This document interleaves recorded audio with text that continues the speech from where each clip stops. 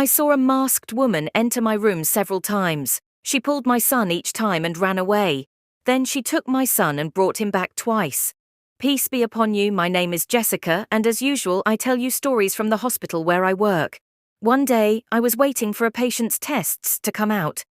During that time I visited my co-workers between the different departments in the hospital, and I passed by the maternity ward and found a woman moaning. I said, "Doctor, please help me. How can I help you? The pain is terrible, it's cutting into my stomach." I answered, "You have to be patient because you had a cesarean section, and after a few hours they will give you another painkiller." She said, "What about a headache? My head's going to explode." I answered her, "Ask your husband to bring you a cup of strong coffee. It will remove the effects of the anesthetic that was used during childbirth." So I asked, "Can you ask the nurses about that? My husband isn't here." So I asked her, "What is your name?" "Mary," she said. I left the room and headed towards the nurse. Ask the guard to bring a cup of coffee for the patient called Mary, at my expense. She said, "Come on, doctor." My phone rang and it was Jim. "What's up?" He replied, "The results of the analysis have been issued. It is time for the operation. Will you join quickly?" I replied, "I'm ready, and I'll be right there." I went to the operating room and we performed an urgent operation, and when we finished it, I will take care of my friend, so I will spend the night here. Jim said, "I'm going home to rest, and if you need any help, call me." Jim left for home, and I sat alone in my office reviewing patient files. Then I went to the maternity ward and headed towards Mrs. Mary, but I found her in a strange condition. She was crying, and a nurse was around her, trying to silence her. I asked, "What happened?" The nurse replied, "She is imagining things that are not true." So I asked, "What's wrong, Mary? Do you have a headache again?"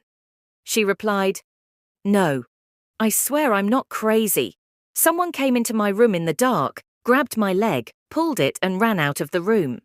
I answered her, "There is no one here who does something like this. She says that someone took her son but he was in front of her."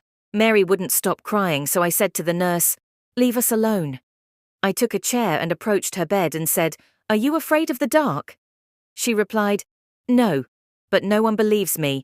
Every time I tell them they think I'm crazy." I asked her, "Does this mean this has happened to you before?" She replied, "Yes, very much." So I asked her, "Tell me what exactly you see. Are you ready to hear the story of a woman like me, doctor?" I replied, "Of course, all ears are open. In the end, we are all human, and I would like to know your problem to help you find a solution." Mary's story began when Michael loved her and married her against his family's will and his financial circumstances. He was forced to share housing with them, as I live with his mother, brother and sister. I never hated them, but they hated me and wanted him to divorce me, but he stuck with me. Since that time, strange things started happening to me. Like what? One day I was in the kitchen and suddenly I saw a lot of blood on the floor. I rushed to tell my husband, but when I came back I did not find anything, so he thought I was imagining it, but I was sure that someone had wiped it up.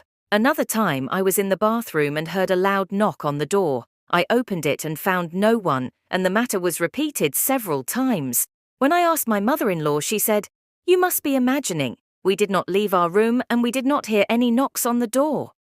Some nights while my husband was at work, a private number called me, and when I picked up the phone, all I heard were eerie murmurs. I told my husband to open the phone book, and he said, "There is no trace of the calls you are talking about," and they started accusing me of being crazy.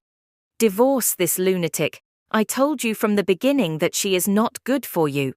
My husband refused to divorce me and brought me several doctors, but they all said that I was not suffering from anything. After a lot of effort, my husband came to me sad. He said, "I have bad news for you." I replied, "And I have good news, but tell me first." He said, "I'm tired. We have to end our marriage." I replied, "I'm pregnant." Michael was very happy and gave up on the idea of divorce. They told him, "How can you allow a crazy woman to raise your son? Aren't you afraid for him?" He said, "Treat her and she will get better. I will not allow my baby to be done." But doctor, the fantasies reached the hospital. As you know, because I was born by cesarean section, I cannot move or stand. I saw a masked woman enter my room several times.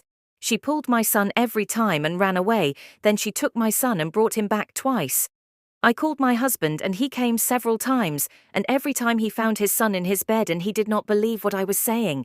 I'm almost losing my mind. When Mary told me her story, I suspected she was suffering from an illness. I said to her, "When you have recovered from postpartum, come back to me. I have to run some tests to make sure you are safe first, then we have to take you to a psychiatrist to make sure you are not experiencing a psychological condition." Mary thanked me and I went to sleep and returned to the surgical ward. While I was there observing the patients, one of the nurses came running to me. "Dr. Jessica, Mary's son has disappeared." I hurried after her. I found Mary in a hysterical state, screaming and crying. I said, "We need to check the security cameras right now." We went to the security center and started reviewing the cameras, and suddenly we saw a masked woman entering Mary's room. She took the child and left. We opened the camera that looked outside the hospital and saw the woman sticking out her tongue, laughing, and then getting into the car. There was a clear-cut man at the wheel. I filmed the video with my phone and said to the guard, "Call the police right now and send them the car number." I turned back to Mary and said, "Don't be afraid. There are clues about the perpetrator who will not escape justice. Can you take a look at these two people you might recognize?" When Mary saw the video, she was amazed and said, "The driver is my husband's brother. The woman is his sister." I called my cousin David, and he told the police the identity of the kidnappers, and they were arrested. The baby was returned to his mother at that time. The next day, Mary left the hospital after thanking me for believing her. Over the weekend, Jim and I went over to David's and asked for an update on the investigation. He said, "They were all arrested. Her sister-in-law was intimidating her to make them think she was crazy. She would call her at night and then her sister would call in the morning to erase all communications." But why would they steal her nephew?